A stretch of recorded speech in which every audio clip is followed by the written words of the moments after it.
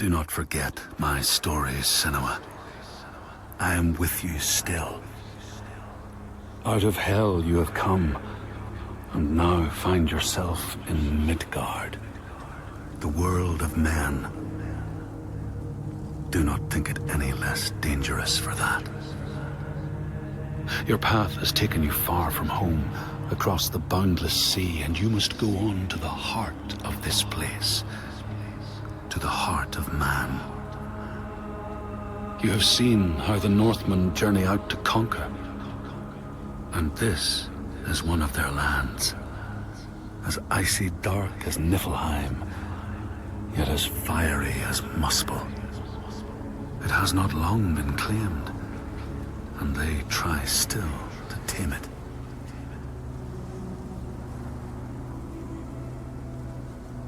The Skald's verse speaks of a man called Grettir the Strong. A strange and bloody life he led.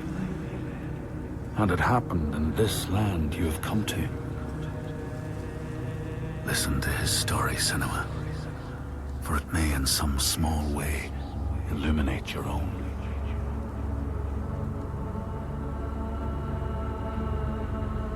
The Skalds say that in Grettir's time, a nearby farm was plagued by hauntings. A shepherd called Glamour was killed by some evil force, found dead in the snow, bloated and black. His body could not be taken to burial, because he was held fast to the ground. So it was left. 3 days after his death, the body was missing.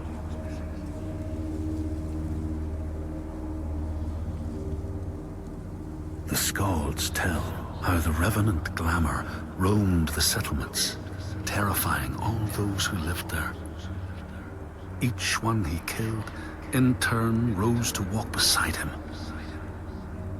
Thus, evil begets evil. But the man Grettir was proud and overbearing, and thought the Draugr no match for his strength.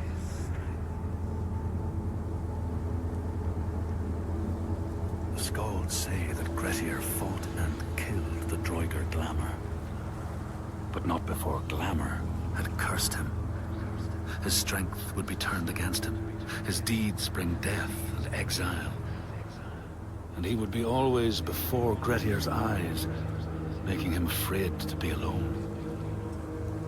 He saw all sorts of phantoms wherever he looked, and thus people who see things that aren't there are said to have Glamour's eyes.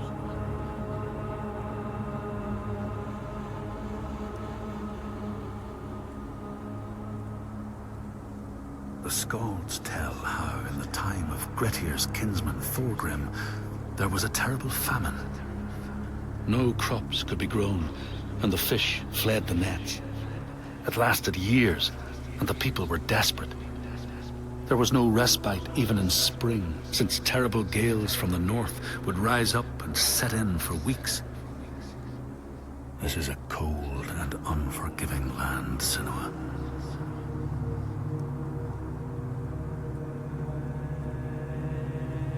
In the time of famine, at the place known as Rifskar, Thorgrim found a huge finback whale, beached and dead. His neighbor, Thorfinn, had already found it and was in the process of flensing it. But Thorgrim claimed it as his own. Thorfinn said he would not give it up without a fight. If that's what you want, Thorgrim said, let it be so. And he launched a blow at Thorfinn, cutting off his head in one strike.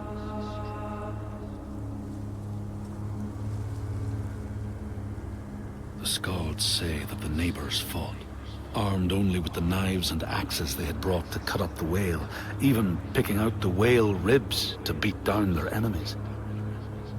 Thorgrim's men had loaded their boats with whale meat, but as they went to leave, one of their opponents struck Thorgrim's brother a fatal blow.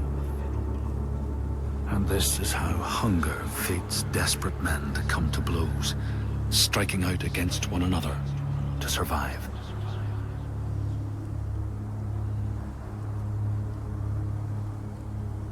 The Skalds speak of the time Grettir, traveling with some others, ran into rough weather and docked their boat on an island. They had not brought fire with them, and the merchants complained bitterly. Seeing a great fire blazing on the other side of the strait, Grettir said he would swim over to fetch it.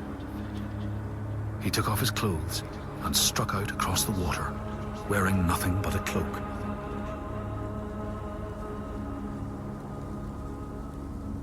When Grettir came to the farm where the fire was burning, all was peaceful. By the time he reached them, his cloak was frozen stiff, and he looked like nothing more than some huge troll. The frightened farmhands struck out at him with the first things to hand, the burning logs from the fire. Grettir fought them off and got the fire he sought. But the sparks from the logs spread fire all over the house, and nobody survived the blaze.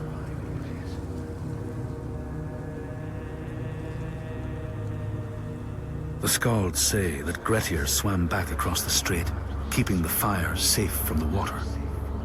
His friends applauded Grettir's bravery, but when word spread about the massacre at the farm, people took against Grettir. Nobody wanted anything to do with him, and when the news reached the Althing in the summer, Grettir was pronounced an outlaw.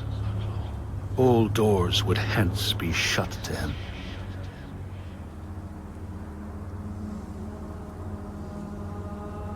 The Skalds speak of how Grettir, now an outlaw, took rest on the island of Haramsoy with a man called Audun. Grettir saw a great yellow glow like a fire rising from the ground. Audun told him it was coming from the burial mound of Kar the Old, who ever since he died had haunted the island, and warned him to stay away.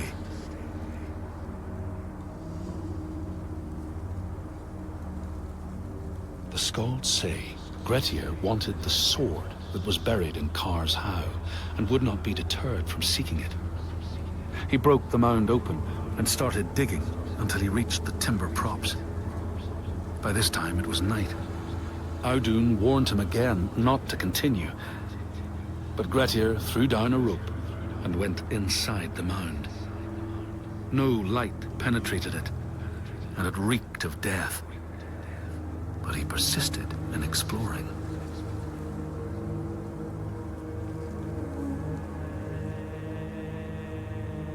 Grettir found the sword he was seeking, Kar's loom, buried in the grave mound. He went to leave, but before he could reach the rope, something grabbed him from behind, and Grettir realized the mound dweller would not let his treasure go.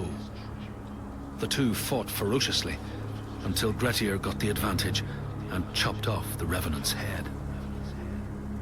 But Kar's loom would prove his undoing, fated to be the sword that killed him.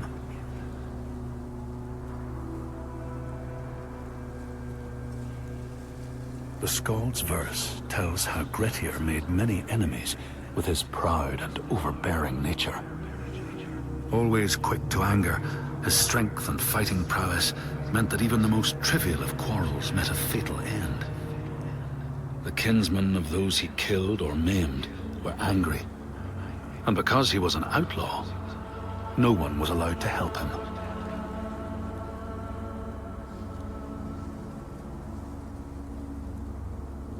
The outlaw Grettir fled to the island of Drangi.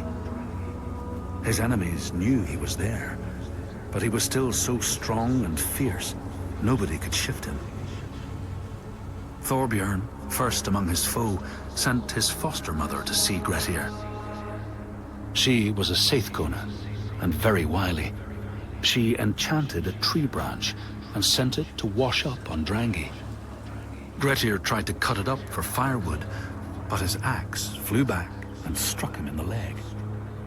The wound blackened and festered, and Grettir feared his time was close.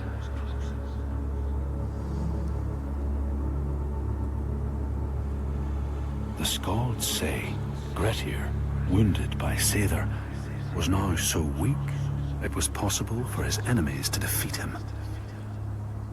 Under cover of night, Thorbjorn and his men attacked his shelter. They tried to disarm him, But he clung so firmly to his sword, Kar's loom, that they had to cut off his arm to get it free. Then they used his sword to cut off his head, and the land's mightiest outlaw was dead.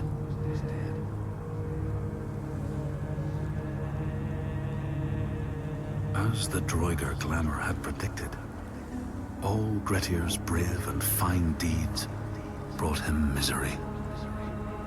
So fate makes prisoners of us all. But it was Grettir's nature that made him fight the Droigar, and Grettir's nature that led to blood feud and exile. So what is truly our prison, Senua? Is our path ordained, and we powerless to change it? Or do we blame uncertain powers for what we ourselves ordain?